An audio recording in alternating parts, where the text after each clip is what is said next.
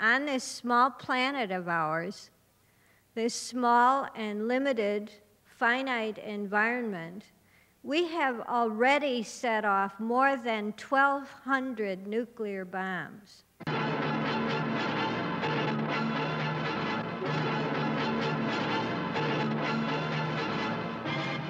This is Muraoa, a small, uninhabited atoll 750 miles southeast of Tahiti, the site chosen by France for her first atomic test explosion in the Pacific. This will be the first of a series of test explosions. France did not sign the Atomic Test Ban Treaty. Now the final seconds of the countdown.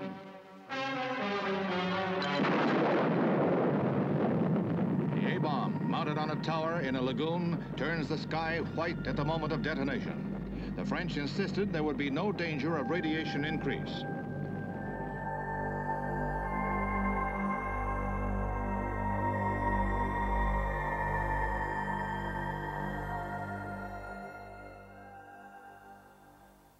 How far does this radiation go when they set off a bomb? I found out in the beginning they said, well, it will only go halfway around the Earth and then it will all be dissipated. And then I found out it goes at least 2.5 times around, and then it makes a big layer out above our Earth's atmosphere, and it slowly makes its way down. And there's a lot out there now still coming. We've already polluted our own Earth to a serious degree. I'm not talking about minor amounts. Now, in addition to what we've done with the above-ground weapon testing, we've set off another 600 to 800 underground blasts and underwater blasts. The French are now actively testing in French Polynesia under the lagoon. The U.S. is actively testing now in Nevada. It's going on right now. It didn't stop. Underground tests emit almost all of the radioactive gases to the air. It traps the solid particles, but it emits the gases. What has this been doing to our Earth? Unless we do some very precise calculations, it's very difficult to tell the difference between a natural earthquake and an earthquake triggered by a nuclear bomb. Another thing that happens with the explosions, especially in the Pacific, is that it blows apart the coral reefs and it leaves open, broken ends of coral. On those broken ends of coral, dinoflagellates, small microorganisms grow. They only grow on broken coral. Those dinoflagellates, if they're eaten by fish, make the fish poisonous. There are now thousands of cases of ciguatera fish poisoning per year in the Pacific Ocean region, most of it occurring in French Polynesia and in the Marshall Islands. It's a secondary effect, not a direct effect of the radioactive poisons. We also have nuclear submarines and nuclear battleships riding around in our fisheries. There's no way a nuclear power plant can operate as a closed system, so routinely these ships dump radioactive material into the ocean. That's the way they operate, that's the way they're designed to operate. They say it's okay because it's within permissible limits. So how much radioactivity we're getting in our fish, we don't know. I've only begun to touch on what has been going on our Earth since 1945. I've not talked about the uranium miners.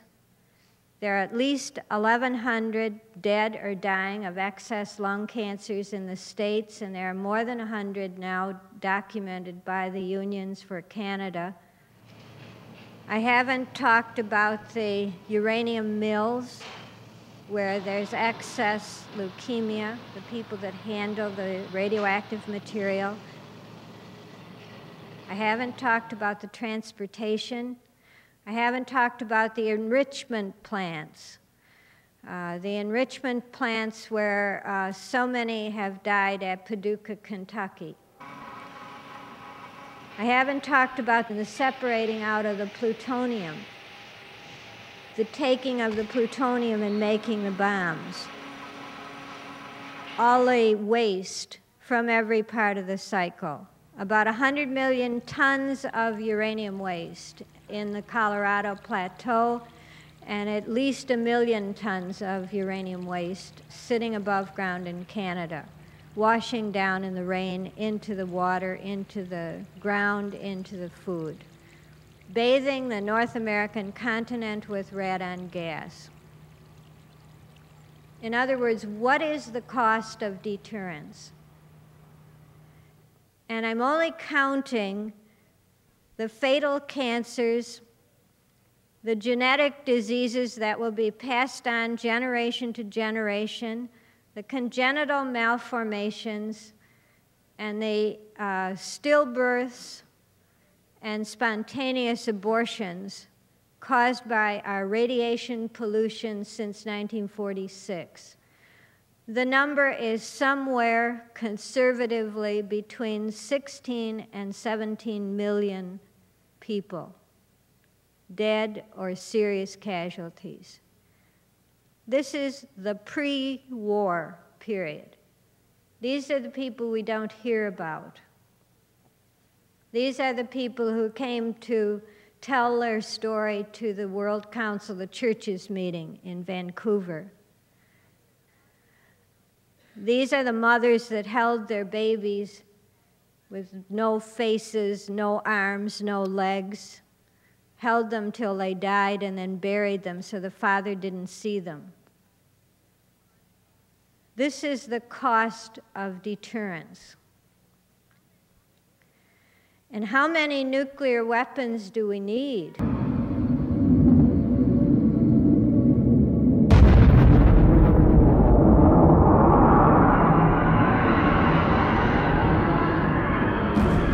Scientists have known of the damaging effects of radiation on health since shortly after X-rays were discovered at the turn of the century. The nuclear bombing of Japan in the Second World War caused massive destruction of the environment. We now recognize radiation to be one of the most hazardous substances on Earth, persisting for thousands of years. One of the difficulties with understanding the relationship between radiation and breast cancer was the Hiroshima and Nagasaki studies. In the beginning, the researchers were looking at what was first cause of death. And so instead of looking at how many people had breast cancer, they looked at deaths. They finally reported an incidence rate. And at that point, we found that breast cancer had tripled in the Japanese population, whereas other cancers more connected with radiation in people's mind, like lung and colon cancer, had doubled. So it was increased by the greatest amount and had been missed by the researchers because of their focus on death. Exactly how much radiation are we being exposed to? Exactly how much is safe? There is no level of radiation that will not cause cellular damage. But in order to see the result of this damage, it sometimes takes 20 or 30 years, called a latency period. In Japan, young girls under age 10 exposed to the radiation, when they reached maturity, had 6 times the expected rate of breast cancer. We sometimes forget that during the atmospheric nuclear weapon testing from 1946 to 63, we blanketed North America with radioactive fallout. It was measured in milk, it was measured in other foods, and children born during that period were exposed in utero and in early childhood to radiation that was not normal to our environment.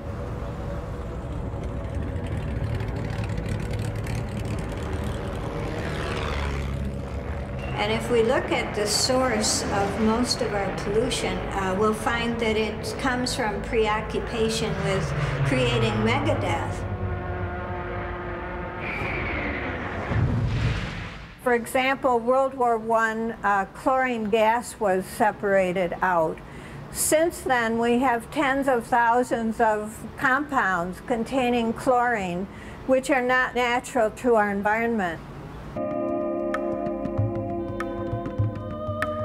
What we're asking is, once the community has taken an issue and has shown an association between the hazard and the illness, then the burden of proof should shift, and the polluter should have to prove that it's not causing the illness.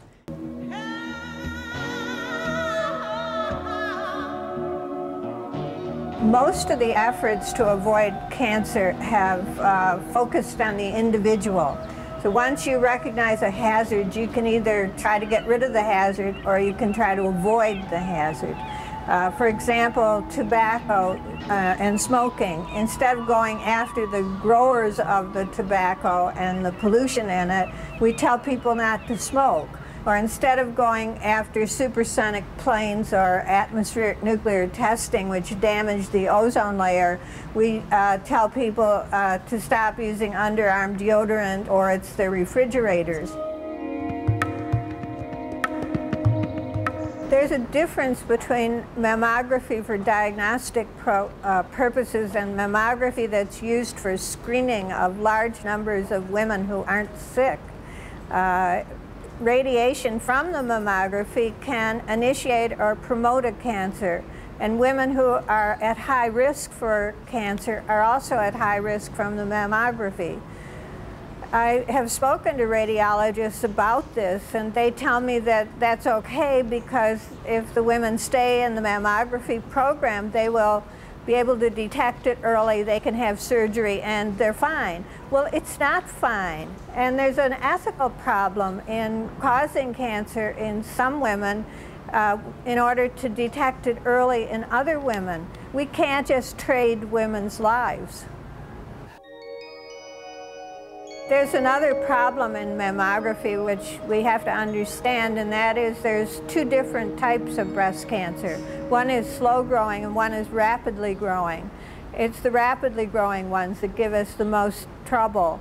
For example, a tumor can double its size in 28 or 29 days. So what you have is if the tumor gets too large, the mammography won't see it. And you need to catch it in the last 28 days where it's between too small to see and large enough to detect with self-examination. If you just have a mammography every 2 years, you're going to miss most of these. We have generated a situation in which there is no future. There is no future whether we have a major nuclear catastrophe, whether we have a nuclear war, or whether we just keep on poisoning our own beds. We have generated a death process in the species, and if we don't stop it now, then I don't know who's going to stop it.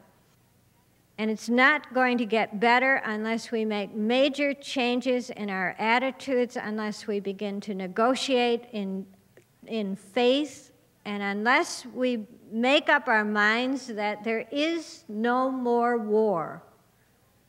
There is no more war. It's not a way to solve problems. We solve problems by negotiation, by laws, by treaties, by arbitration, by all kinds of intelligent human methods, but we don't solve them by war.